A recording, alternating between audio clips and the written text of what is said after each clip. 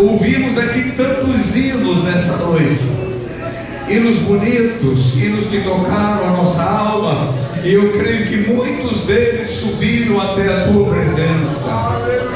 Mas agora, Pai, como pastor deste pequeno rebanho, cabe a mim transmitir a última mensagem deste ano de 2017, como fiz durante todo este ano, Pai, com temor e tremor diante de Ti. Eu quero transmitir, meu Senhor, a Tua bendita palavra, aleluia, como ela é na sua essência, enquanto o mundo aí fora, meu Deus, bebe e come.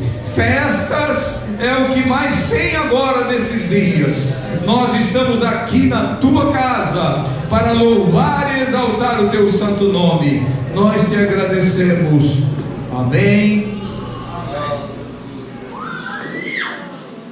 Obrigado, Deus. Onde está o Espírito Santo, irmãos? Onde é que ele está? Misericórdia, Deus. Onde está o Espírito Santo? Ele quer agir na nossa vida. Abra a tua Bíblia e vamos ver o que o Senhor tem reservado para nós nesta noite, nesse último dia do ano. Carta aos Hebreus, carta escrita aos Hebreus, no capítulo 2.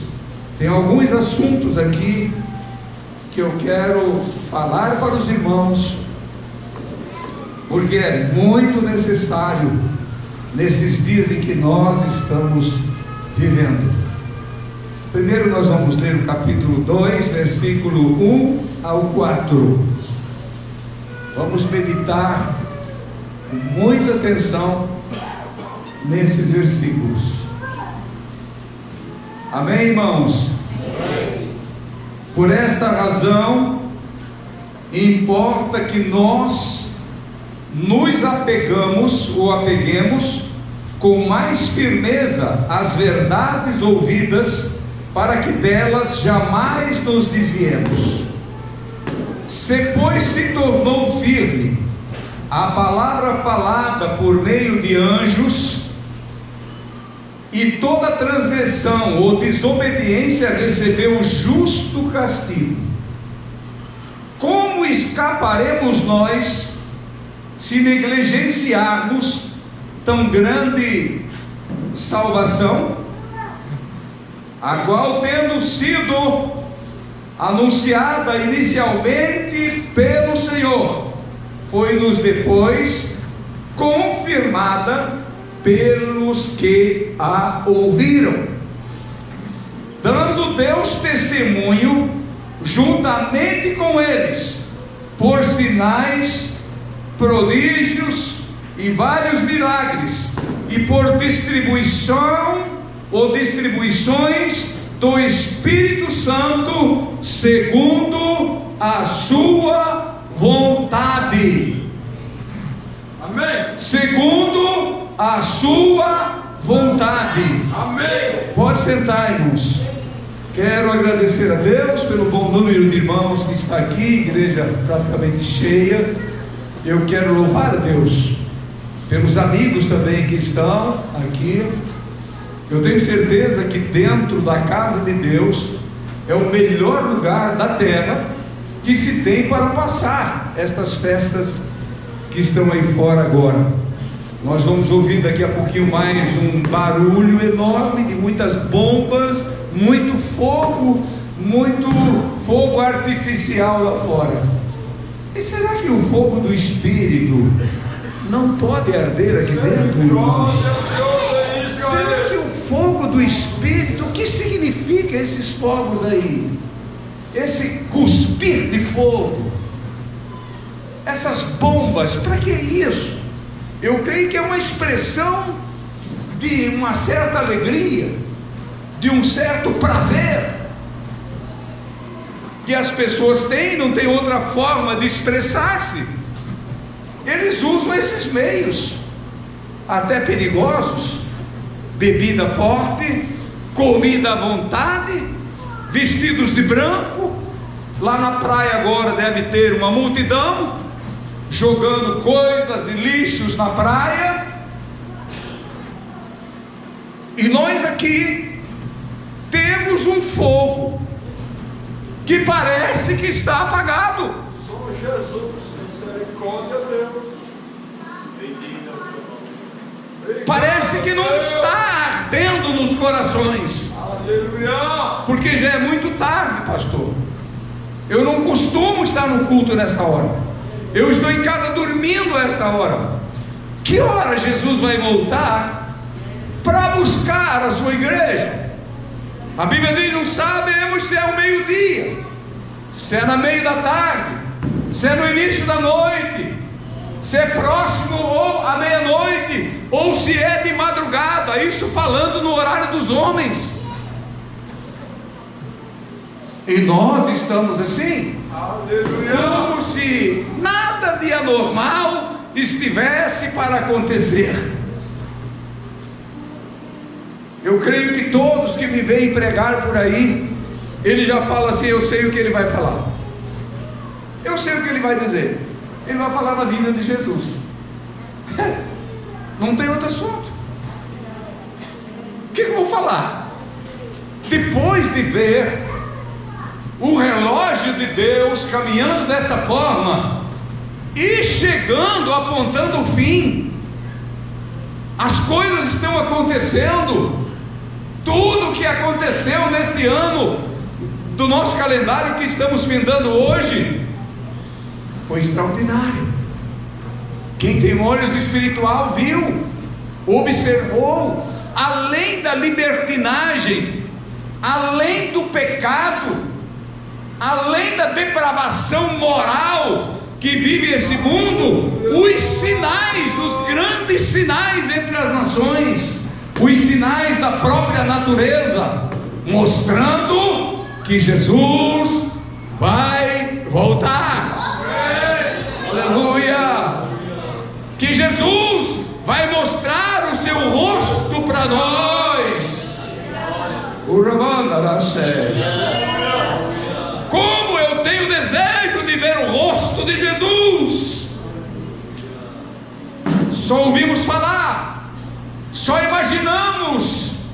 O Espírito Santo confirma que Ele é lindo, que Ele é glorioso. Ouvi o hino das irmãs cantando aqui: não tem ninguém maior do que Ele, mais lindo do que Ele, mais poderoso do que Ele, mais verdadeiro do que Ele. Aleluia. Tudo falha aqui, tudo deixa de ser, mas Ele permanece para sempre. Bendito é o nome do Senhor. O escritor aos Hebreus começou a escrever a carta. Você, pastor Laércio, ainda falou na sexta-feira aqui sobre o assunto. Havendo Deus outrora, versículo 1 do capítulo 1 de Hebreus, falado muitas vezes e de muitas maneiras aos pais pelos profetas, nestes últimos dias nos falou pelo Filho. Quem é o Filho?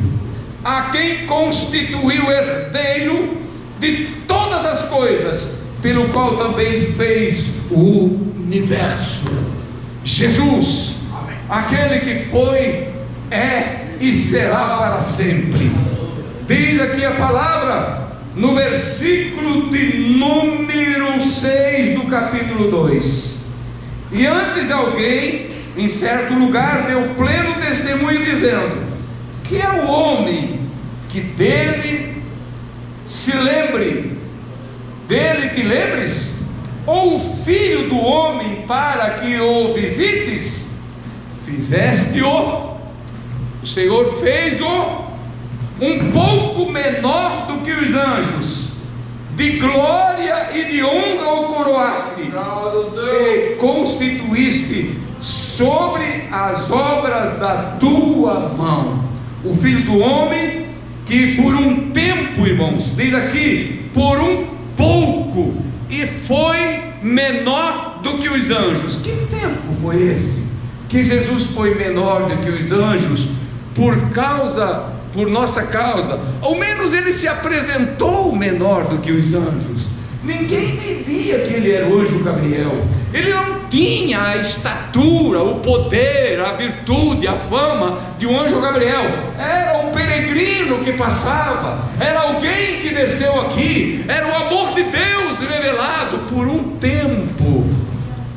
O seu ministério terreno o fizeste menor do que os anjos. Os anjos não desceram do céu, os anjos continuavam no seu habitat natural, o céu, mas o Filho de Deus desceu por um tempo até a terra e se fez menor do que os anjos por causa de mim. Amém. Por isso ele me visita, por isso ele consegue, eu consigo, e ele consegue falar comigo, e nós nos entendemos, porque ele desceu até a terra. Bendito é o nome do Senhor. Amém. Se fez homem por nossa causa, deu a vida por nós, ressuscitou coroado de glória. Nenhum anjo, diz aqui a palavra, nesta escritura de Hebreus, que o Senhor disse: senta-te aqui ao meu lado. Vem cá, Gabriel, senta-te ao meu lado. Mas para quem o Senhor disse: senta-te aqui ao meu lado? O meu Senhor Jesus, o Filho de Deus, está sentado à direita do Pai. Amém.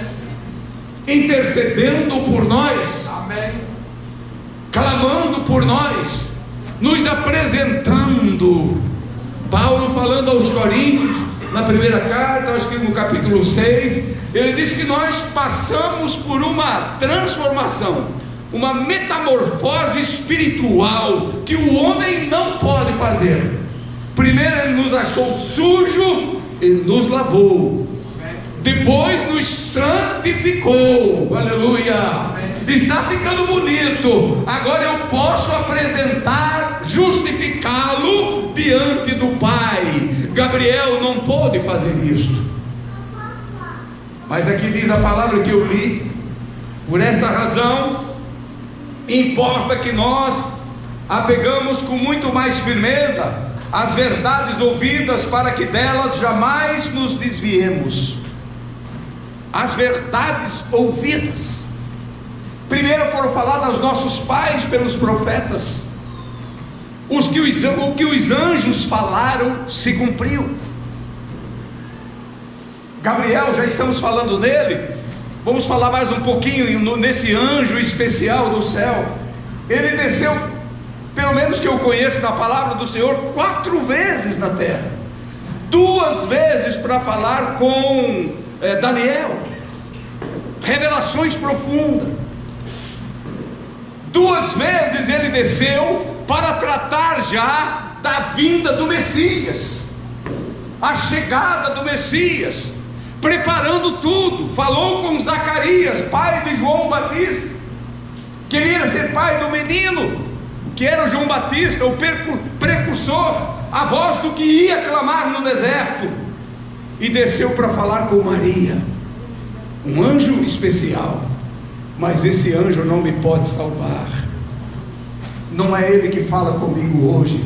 Eles são ministradores de Deus, eles estão à disposição de Deus. Muitas vezes eles nos dão livramento e nós não vimos, nós não temos, e a Bíblia não nos dá direito nenhum, e nem mandamentos há aqui que nós possamos invocar anjos, falar com anjos. Mas eu posso falar com o meu Senhor Jesus, eu posso glorificar o meu Jesus, eu posso chegar na presença dele a qualquer momento e dizer: Jesus, aqui está um homem pecador que precisa ser salvo, que precisa ser transformado.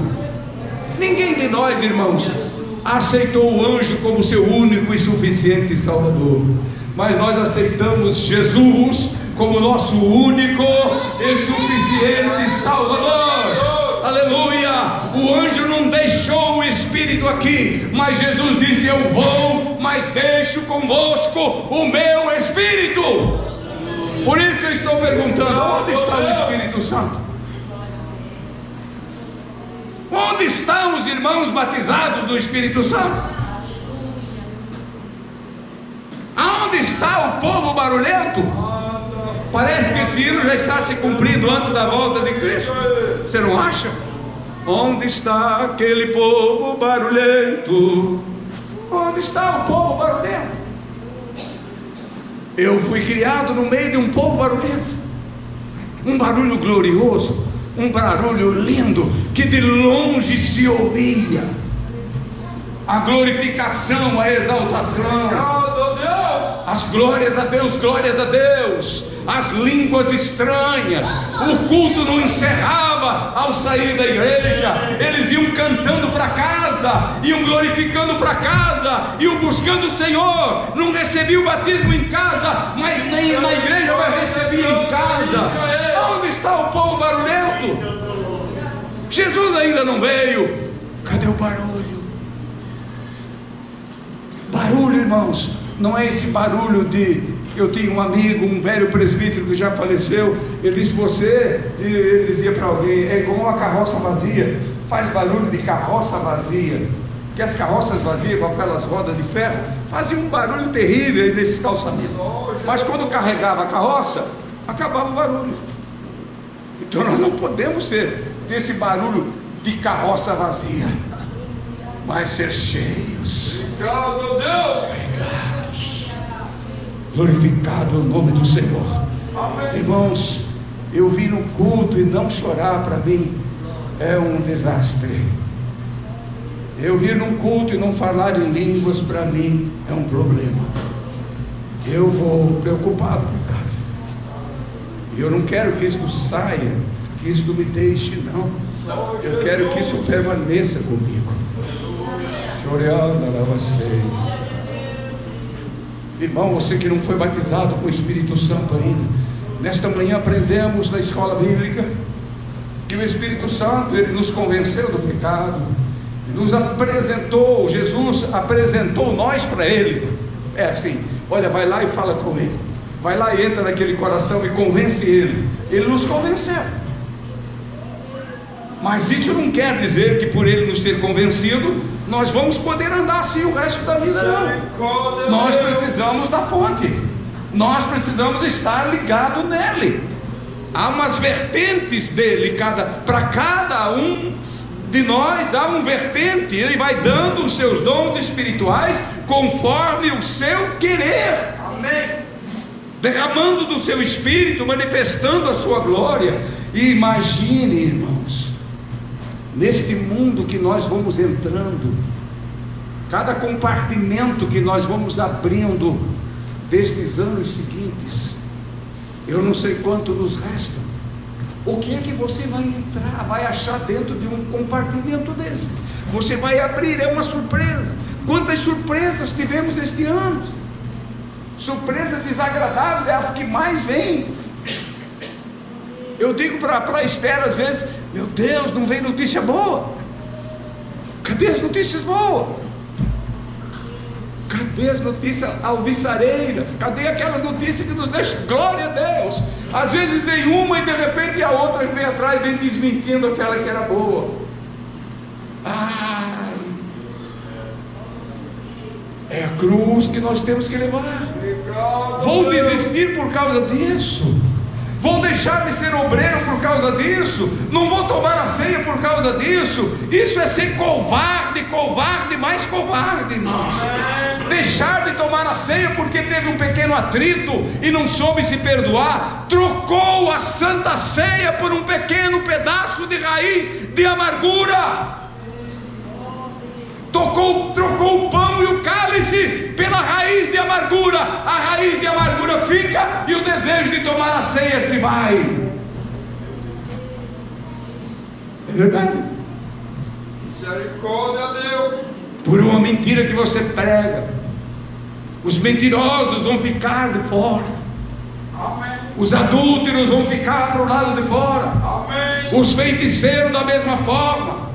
Os fornicários da mesma forma. Amém. Os ladrões da mesma forma. Amém. Os mentirosos, todos os mentirosos, diz a Bíblia, ficarão do lado de fora. Amém. Porque a mentira, meus irmãos, é o pecado mais terrível que existe, porque ele é o cabo das demais ferramentas para o pecado. Você vai usar essa ferramenta, vai pegar nela, pega a mentira para pecar. Você usa essa ferramenta. Nós vamos entrar no próximo ano assim? Não, irmãos. Ainda que não represente nada essa virada de ano, mas um propósito diante de Deus muda uma vida. Um propósito sincero diante do Senhor muda os nossos propósitos. Aquilo que nós propusemos em nosso coração, colocamos como verdade, mas não é. O Senhor muda essa situação. Ele quer ser o agente maior da nossa vida. Ele quer ser o tudo da nossa vida. Amém. Então, irmãos, depois do versículo 2 do capítulo 2 diz: pois se tornou firme a palavra falada por meio dos anjos ou de anjos, e toda transgressão ou desobediência recebeu justo castigo. Lá no passado, os anjos tinham função. Um exemplo: anjos desceram até Sodoma e Gomorra com uma sentença de destruição. Ninguém pôde desfazer aquilo. Abraão poderia, mas ele não chegou aonde Deus queria que ele chegasse. Ele parou num certo número de 10, né? Foi até 10 ou 15?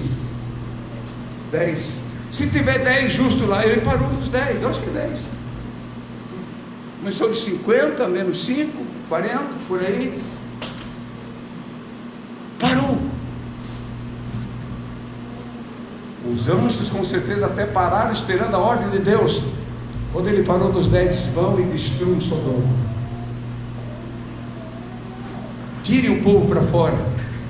Tirou Ló, a mulher e 2 filhas, e a mulher de Ló ainda desobedeceu, ficou lá como uma estátua de sal. Amém. Quando você vai no Oriente, eles apontam para uma estátua, parece uma aparência de estátua de sal, com uma mulher com um vestido esvoaçante assim para trás, e ali está a mulher de Ló. Que a Bíblia diz até hoje. Quando diz até hoje, é sempre. Está lá para sinal. Olhar para trás. As pessoas estão olhando muito para trás, meus irmãos.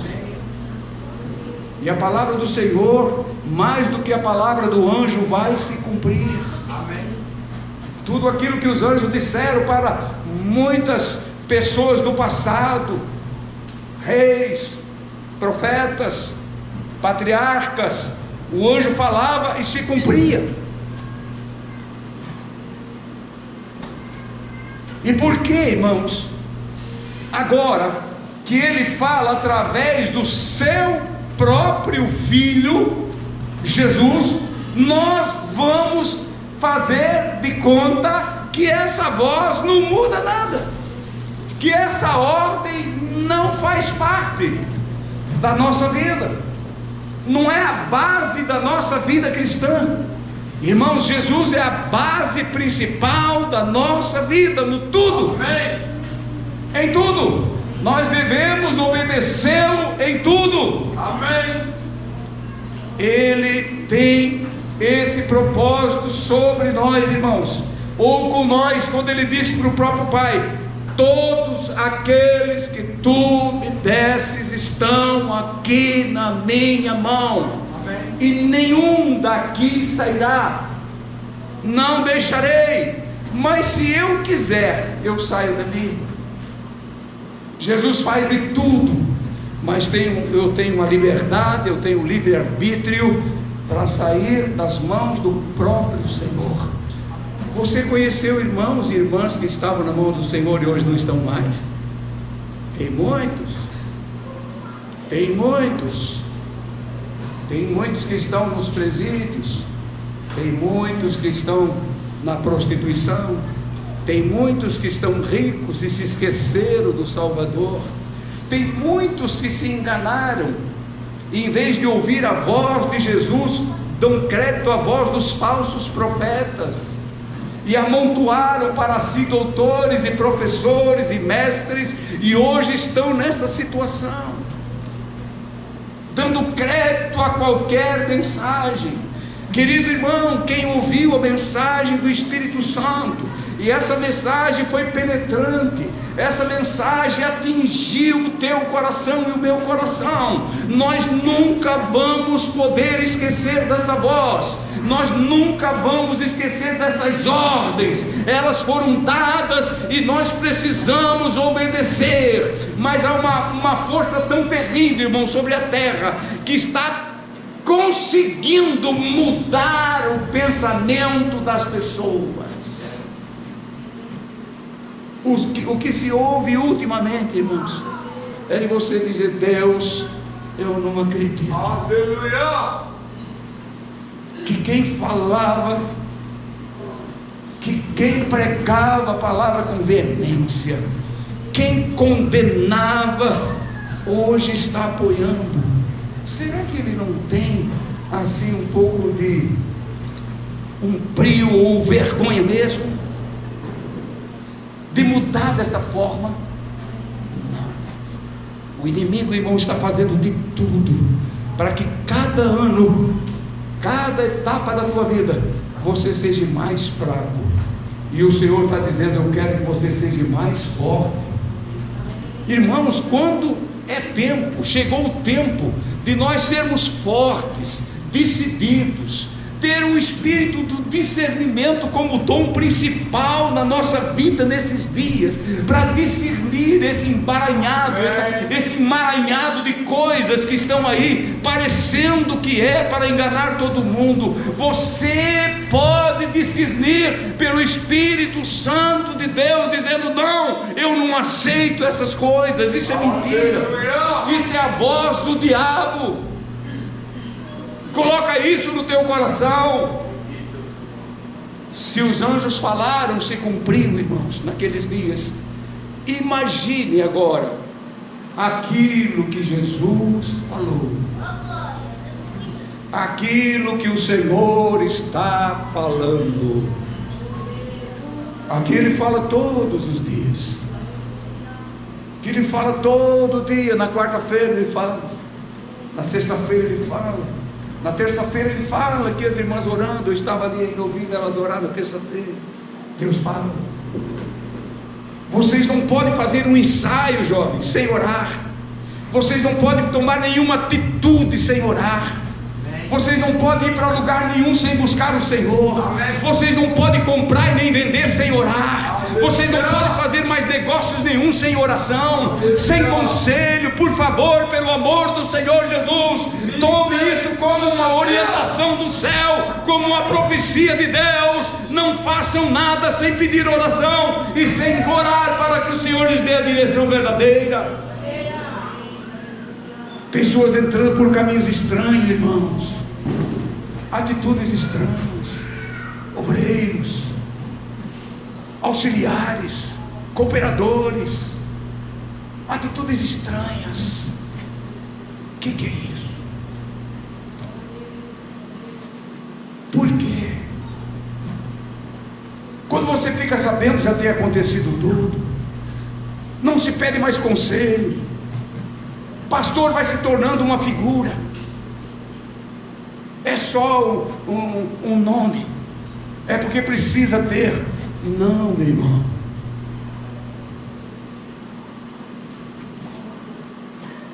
O Senhor escolheu homens para aconselhar. Amém. Homens para te ajudar. Amém. Chega onde eles estão. Tem muita gente assim: o pastor não me visita, o obreiro não me visita, não foi lá. Eu pergunto: vocês me visitam? Vocês me visitam?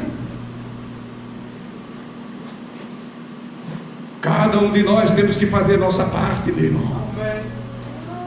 Às vezes um casal de velho doente vai visitar como?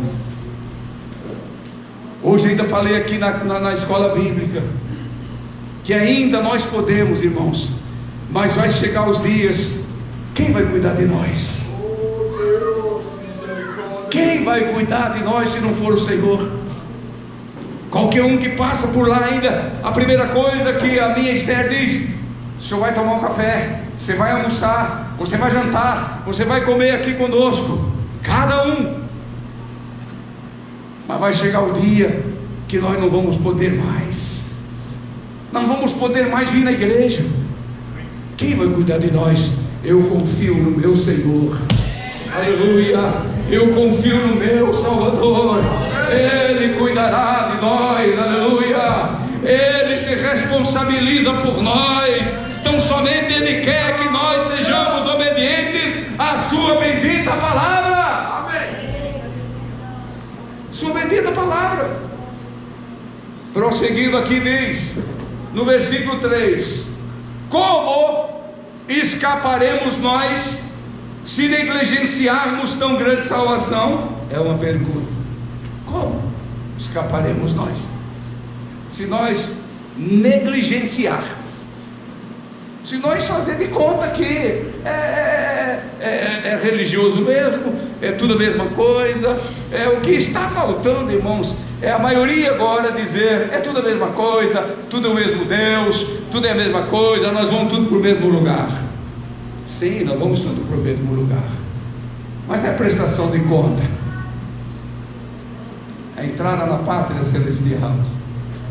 Oh minha pátria, aleluia, oh minha pátria celestial. É muito bonito cantar sobre ela, é muito fácil pregar sobre ela, mas o estar preparado para entrar na pátria celestial. Obrigado, Deus. Como estão tuas vestes?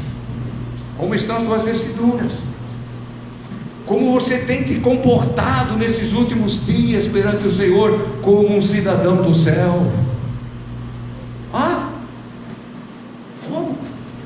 Como temos andado? Ele perdeu o sono na madrugada, irmãos. Meu Deus, se tu voltar eu fico, se tu voltar agora eu fico. As tentações e lutas são constantes, é verdade, mas o Senhor é mais constante na nossa vida. A palavra dele ecoa, ela está mais, grita mais forte do que qualquer outra voz para aqueles que conhecem o Senhor.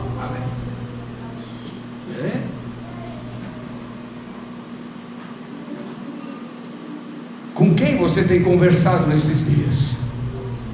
Ou o que você e eu temos conversado? Encontramos os nossos irmãos, ele não congrega comigo, eu nem vou cumprimentá-lo.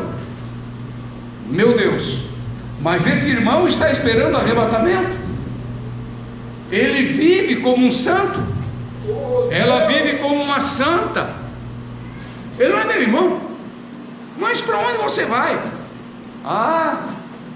Quem sabe alguém disse que você tem um céu especial, tem um subterfúgio, tem um lugar de refúgio que Deus preparou para determinada denominação. Não, meu irmão, o Senhor não está olhando para isso. O Senhor está esperando um povo, como já falei, lavado, santificado e justificado. É por esse povo, por essa gente que Ele espera, Ele aguarda. Bendito é o nome do Senhor. Aleluia. Como escaparemos nós se negligenciarmos tão grande salvação, a qual, tendo sido anunciada inicialmente pelo Senhor, foi depois nos confirmadas pelos que ouviram? O escritor aos Hebreus, ele estava dizendo que os primeiros ouviram do próprio Senhor, do próprio Jesus, e depois eles anunciaram a palavra, acompanhados do Espírito Santo, avivando. Essa palavra era avivada pelo Espírito Santo. Nós não podemos sair por aí pregando a palavra, irmãos, sem o Espírito Santo. Ele é tudo. Se você não dá lugar ao Espírito Santo, tem gente que parece que tem medo do Espírito Santo. Eu vejo já no nosso meio, infelizmente, Pessoas que quando um dá um glória a Deus ou fala língua, ele precisa olhar quem foi. Oh, Jesus! É uma vergonha.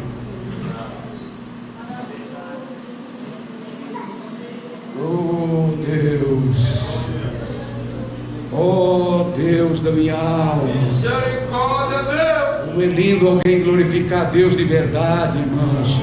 Quando o Espírito Santo realmente está testificando na tua boca, a gente sabe que é o Espírito Santo. Quando tem lágrima nos teus olhos, esqueça por um momento, irmãos, as mágoas. Esqueça por um momento aquilo que aconteceu nesse ano que você tanto sofreu. Esqueça, por favor, pelo amor do Senhor Jesus, e deixe o Espírito Santo adoçar o teu coração, a tua alma. Aleluia! Deixa. Ele vai fazer coisas lindas na tua vida. Aleluia. Se olhares com bastante atenção, irmãos, isto aqui é uma revelação de Deus para alguém. Olha, meu amigo, meu irmão, com bastante atenção no teu trilho durante o culto de ano do ano passado para esse, e veja que no ano passado você estava mais em cima da montanha do que estás agora. Você desceu uma porção, você desceu, mas o Senhor te diz que você pode recuperar isto, te esforçando, dando crédito à palavra, te humilhando. O Senhor vai te fortalecer e você vai chegar no mesmo lugar outra vez. Bendito é o nome do Senhor. Aleluia! Nós precisamos, irmãos, ouvir a voz do Espírito. Amém. Nós precisamos dar crédito para o Senhor. Quantas vezes Ele fala com a gente? Até parece que não é. Meu Deus, que isso? Que é isso?